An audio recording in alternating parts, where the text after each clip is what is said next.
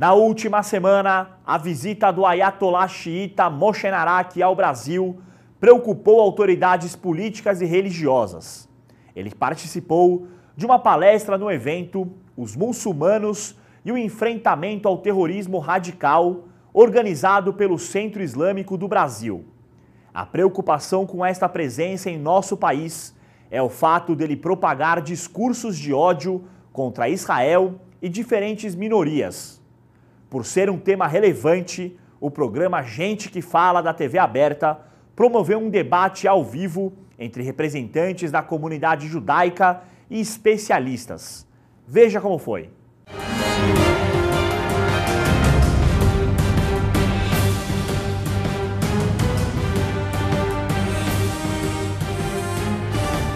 Alô, amigos, bem-vindos ao Gente que Fala. Estamos na TV Aberta. O programa Shalom Brasil acompanhou a transmissão ao vivo do programa Gente que Fala, que teve como tema a vinda ao Brasil do Ayatollah xiita Moshe Naraki, que participou de uma palestra no evento Os Muçulmanos e o Enfrentamento ao Terrorismo Radical. O apresentador Zancopé Simões mediou o debate entre o presidente da Federação Israelita do Estado de São Paulo, Bruno Laskovski, o presidente executivo da Federação Israelita, Ricardo Berkenstadt, o deputado federal e secretário de Estado de Desenvolvimento Social, Floriano Pêssaro, o membro dos Direitos Humanos da OAB São Paulo, Martim de Almeida Sampaio, o promotor de Justiça e presidente do Instituto Não Aceito Corrupção, Roberto Liviano, e o rabino Michel Schlesinger. No programa, foi destacado que a preocupação da vinda do Ayatollah ao país não é por questões religiosas, mas sim por ele propagar discursos de ódio contra Israel, contra minorias, podendo gerar conflitos no Brasil. Todo discurso de ódio fere os direitos humanos, mas não fere os direitos humanos específicos desse ou daquele grupo, fere os direitos humanos de toda a humanidade. E é nesse sentido que a gente tem que repudiar essa visita. Se ele quiser ter um discurso, um diálogo, então estamos abertos, convidamos essa pessoa ao diálogo. Mas o discurso radical, intolerante, a gente não aceita. Não porque afete os judeus ou afete aquela outra minoria, porque afeta todo mundo. A vinda dele ao Brasil é um risco a todas as minorias. Afinal, o governo iraniano hoje despreza homossexuais, cristãos, opositores ao regime político iraniano. Então, para nós é uma preocupação ter uma pessoa aqui no Brasil semeando o ódio entre os povos, entre as religiões, entre as diferenças.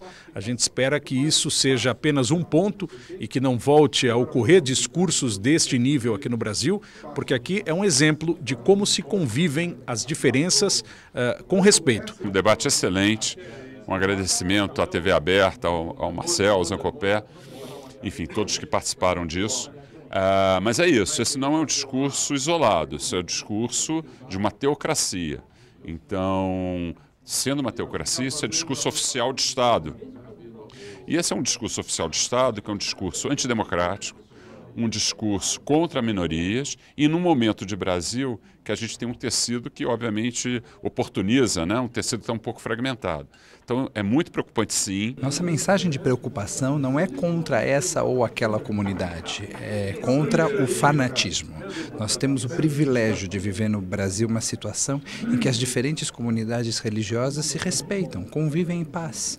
Não precisam concordar sobre tudo, é permitido discordar, mas mesmo a discórdia precisa acontecer num ambiente de respeito à diversidade, de pluralismo.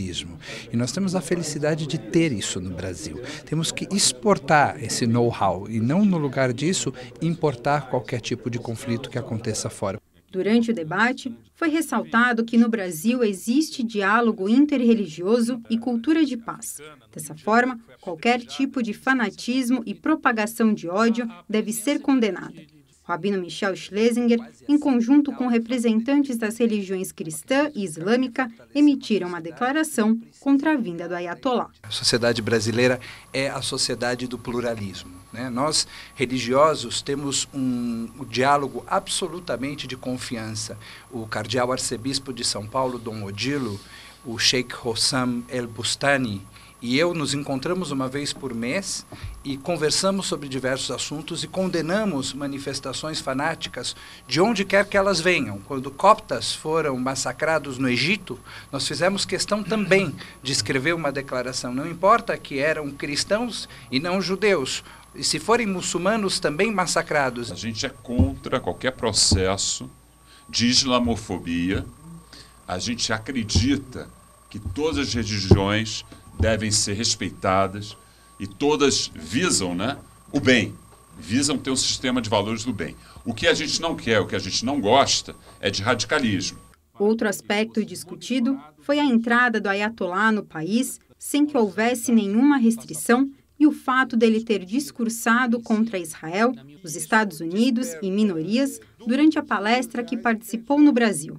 Além disso, o verdadeiro motivo da visita dele não foi justificado, já que entrevistas e perguntas não foram permitidas. O que chama atenção diante do ponto de vista jornalístico é a entrada, né, de alguém, um ayatollah, que entra com um passaporte diplomático, sem restrições, sem nada, e depois se descobre que ele não é bem-vindo ao nosso país.